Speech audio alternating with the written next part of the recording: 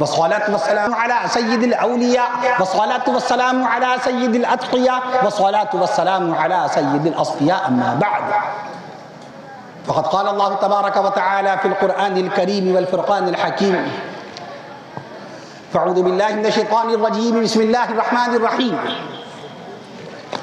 وما أرسلناك إلا رحمة للعالمين. وقال الله تعالى: ورفعنا لك ذكرك. وقال الله تعالى: إنك لعلى خلق عظيم. وقال الله تعالى: بسم الله الرحمن الرحيم، ياسين والقرآن الحكيم إنك لمن المرسلين على صراط مستقيم تنزيل العزيز الرحيم. وقال الله تعالى: بسم الله الرحمن الرحيم، الرحمن علم القرآن خلق الإنسان علمه البيان. وقال الله تعالى: إنما المؤمنون إخوة فأصلحوا بين أخويكم واتقوا الله لعلكم ترحمون. وقال الله تعالى: فاسألوا أهل الذكر إن كنتم لا تعلمون. صدق الله العظيم. عن أبي هريرة قال: قال رسول الله صلى الله تعالى عليه وسلم: طلب العلم فريضة على كل مسلم. رواه مسلم. أيضا عن أبي هريرة قال: قال رسول الله صلى الله تعالى عليه وسلم: أكرموا صحابي فإنهم خياركم ثم يظهر الكذب. رواه النسائي. وعن أبي سعيد الخدري قال: قال رسول الله صلى الله تعالى عليه وسلم: لا تسبوا أصحابي فلو أن أحدكم أنفق مثل أحد ذهبا ما بلغ مد أحدهم ولا نصيفه. رواه البخاري ومسلم. وقال عليه الصلاة والسلام: تبرك بالقرآن فإنه كلام الله. وقال رسول الله صلى الله تعالى عليه وسلم: إن الله يرفع بهذا القرآن أقواما. وعن عثمان بن عفان قال: قال رسول الله صلى الله تعالى عليه وسلم: خيركم من تعلم القرآن وعلمه. رواه البخاري. أو كما قال رسول الله صلى الله تعالى عليه وسلم. نگاہ عشق و مستی میں وہی اول وہی آخر، نگاہ عشق و مستی میں وہی اول وہی آخر، وہی قرآن وہی فرقان وہی یاسین وہی طٰہٰ، وہی قرآن وہی فرقان وہی یاسین وہی طٰہٰ۔ اور وہ زمانے میں معزز تھے مسلمان ہو کر، وہ زمانے میں معزز تھے مسلمان ہو کر، اور ہم خوار ہوئے تارک قرآن ہو کر، اور ہم خوار ہوئے تارک قرآن ہو کر۔ قلب میں سوز نہیں روح میں احساس نہیں، قلب میں سوز نہیں روح میں احساس نہیں، کچھ بھی پیغام محمد کا ہمیں پاس نہیں، کچھ بھی پیغام محمد کا ہمیں پاس نہیں۔ قرآن میں ہو غوطہ اے مرد مسلمان، قرآن میں ہو غوطہ اے مرد مسلمان، اللہ کرے تجھ کو عطا جدت کردار، اللہ کرے تجھ کو عطا جدت کردار، قوت عشق سے ہر پست کو بالا کر دے، آمین کہہ دیجئے۔ اے اللہ قوت عشق سے ہر پست کو بالا کر دے، اور دہر میں اسم محمد سے اجالا کر دے، آمین۔ دہر میں اسم محمد سے اجالا کر دے، کیونکہ کی محمد سے وفا تو نے تو ہم تیرے ہیں، کی محمد سے وفا تو نے تو ہم تیرے ہیں، یہ جہاں چیز ہے کیا لوح و قلم تیرے ہیں، یہ جہاں چیز ہے کیا لوح و قلم تیرے ہیں۔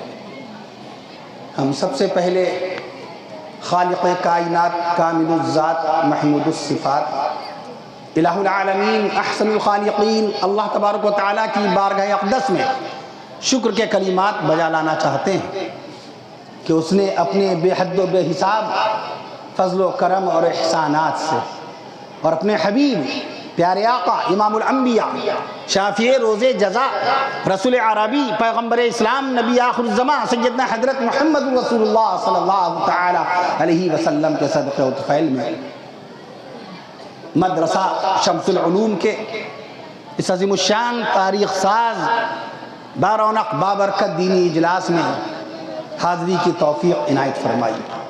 اللہ تبارک و تعالی اس مدرسے کو روز افزوں ترقیات سے ہم کنار فرمائے، پڑھانے والے تمام اساتذہ کرام کو اجر جزیل سے نوازے، بالخصوص اس علاقے کی معزز ہستی اور مدرسے کا اہتمام و انصرام اور انتظام کا فریضہ انجام دینے والی ایک معزز شخصیت عزت مآب عالی جناب حضرت مولانا مفتی محمد جمال الدین صاحب القاسمی دامت برکاتہم کی اللہ تعالیٰ خدمات جلیلہ کو قبول فرمائے اور ان کی عمر میں برکتیں پیدا فرمائے۔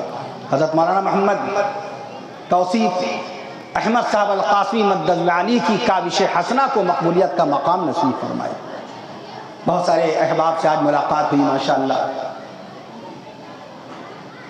معروف شاعر اسلام جناب حافظ فخر الدین صاحب دامت برکاتہم ملابہ، جناب حافظ علاء الدین صاحب ہرپال پور، بہت سارے حضرات سے ملاقات ہوئی۔ عزیزم مولانا محمد عمران ارشد میاں القاسمی سلمہ اللہ تعالی عز و جل اور ان کے تمام رفقائے کرام نے دوران سفر بہت خیال رکھا۔ اللہ تبارک و تعالی آپ تمامی حضرات، منتظمین حضرات، کارکنان مدرسہ اور تمامی کے تمامی معاونین حضرات کی اللہ تعالی ہر قسم کی خدمات کو مقبولیت کا مقام نصیب فرمائے اور دین کی عظیم خدمات کی توفیق نصیب فرمائے۔ قرآن میں ہو غوطہ مرد مسلمان، اللہ رب العالمین نے آج سے 1458 سال پہلے جس قرآن مقدس کو عرش معلیٰ سے سینہ مصطفیٰ پر نازل فرمایا تھا، جس قرآن مجید کو اللہ تعالیٰ نے 1458 سال پہلے سینہ رسول صلی اللہ تعالیٰ علیہ وسلم پر نازل فرمایا، 22 سال 5 مہینے 14 دن میں 22 سال 5 مہینے 14 دن میں جس قرآن مجید کو نازل فرمایا، آج اس قرآن مجید سے ہمارا کیا رشتہ باقی ہے؟ قرآن مجید سے ہمارا کیا تعلق ہے؟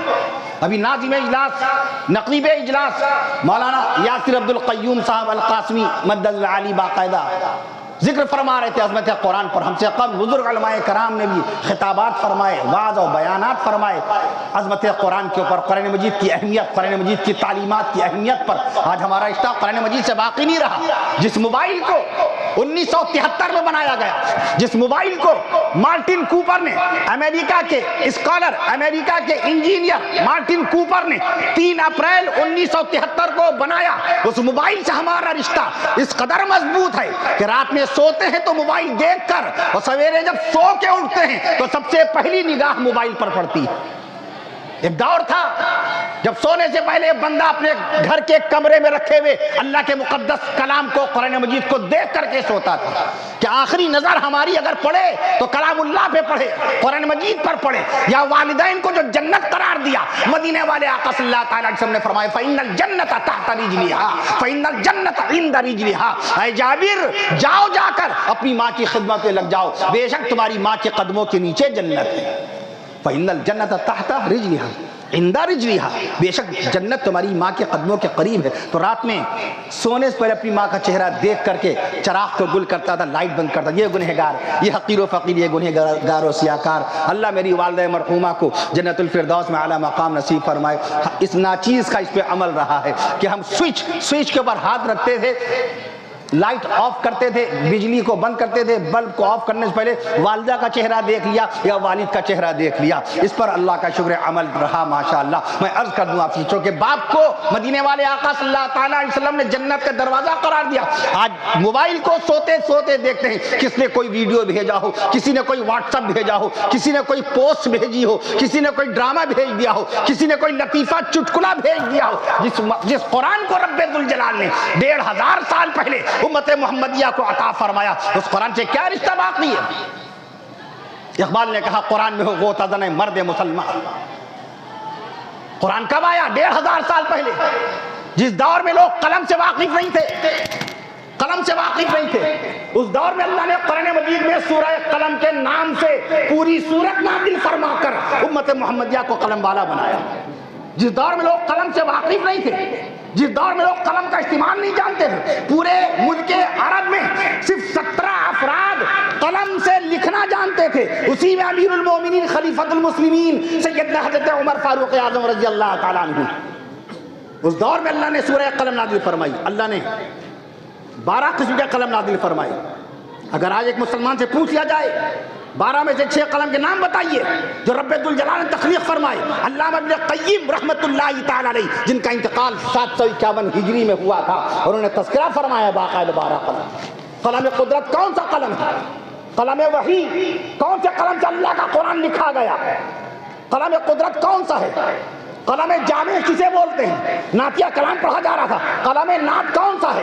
میں عرض کر دوں آپ سے، قلم جامع کون سا ہے؟ میں عرض کر دوں آپ سے، آج اگر کوئی امریکہ کا اسکالر، ان سے اتنے دور ہو گئے ہم، دلیل کا کوئی عطا پتہ نہیں، کوئی کسی کتاب کا حوالہ نہیں، کوئی سند نہیں، کوئی باقاعدہ معتبر حوالہ نہیں، کتاب سے اتنے دور، کتاب خریدنے کا شوق ختم ہو گیا، کتاب پڑھنے کا شوق ختم ہو گیا، کتاب رکھنے کا شوق ختم ہو گیا، کتاب والوں کے ساتھ اٹھنے بیٹھنے کا شوق ختم ہو گیا، موبائل سے چپکے ہوئے ہیں، موبائل کے ساتھ ہر وقت جڑے ہوئے ہیں۔ میں عرض کر دوں آپ سے، موبائل رکھیے اپنے پاس۔ مولانا یاسر عبد القیوم صاحب القاسم مددی نے عظمت قرآن پر بھی روشنی دے کے ڈالی تھی اور علماء کرام نے ڈالی۔ آپ موبائل کا استعمال کیجئے ضرورت کے طور پر، خیریت لے لیجئے کسی کی، کوئی بیمار ہے تو اس کے لیے دعائے صحت کروا دیجئے۔ اللہ تعالی ہمیں اور آپ کو اپنے فضل و کرم سے آقا مدنی صلی اللہ تعالی علیہ وسلم کے صدقہ طفیل میں ہمیشہ صحت یاب رکھے، شفا یاب رکھے اور دین کی خدمت اللہ تعالی لیتا رہے۔ اگر کسی کا انتقال ہو جائے تو اس کی خبر انتقال موبائل کے ذریعے سے باقاعدہ عام کر دیجئے، اس کی نماز جنازہ کا اعلان کروا دیجئے، چاند ہو جائے تو چاند کی خبر دے دیجئے،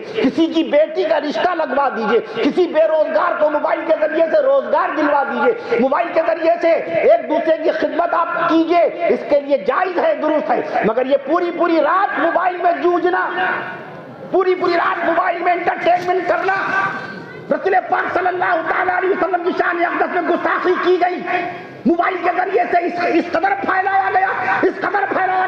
ہمیں معلوم ہے مدینے والے آقا صلی اللہ تعالی علیہ وسلم کے باقاعدہ طور پہ گستاخ جو کچھ بھی کہتے تھے، کیا صحابہ کرام رضوان اللہ تعالی علیہ اجمعین نے ان کو نقل کیا؟ جو الفاظ، جو کلمات مدینے والے رسول صلی اللہ تعالی علیہ وسلم کی شان اقدس میں دشمنان دین کہتے تھے، کیا صحابہ کرام اس کو نقل کرتے تھے؟ نہیں، ڈائریکٹ جا کے بات کرتے تھے۔ مذاکرے کا موقع ہوا تو مذاکرہ کرتے تھے، مباحثے کا موقع ہوا مباحثہ کرتے تھے، ڈیبیٹ کا موقع ہوا تو ڈیبیٹ کرتے تھے، گفتگو کرتے تھے، لیکن یہ پھیلاتے نہیں تھے۔ پورا ذخیرہ حدیث دیکھ لیجئے، بخاری شریف میں 7275 حدیثیں ہیں۔ مدینے والے آقا صلی اللہ تعالی علیہ وسلم کو جو کچھ بھی منفی باتیں کہی گئیں، نبی کو کیا نہیں کہا گیا؟ نبی کی شان میں کون سی گستاخی نہیں ہوئی؟ مگر آپ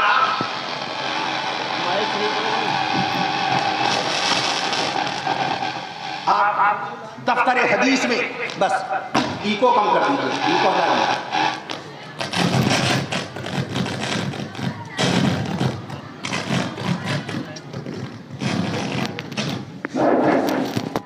مگر آپ یہ دکھا نہیں سکتے ہیں کہ رسول پاک صلی اللہ علیہ وسلم کی شان اقدس میں اگر کسی دشمن دین نے گستاخی کی تو صحابہ کرام انہی الفاظ کو دہرائیں، صحابہ کرام انہی الفاظ کو نقل کریں۔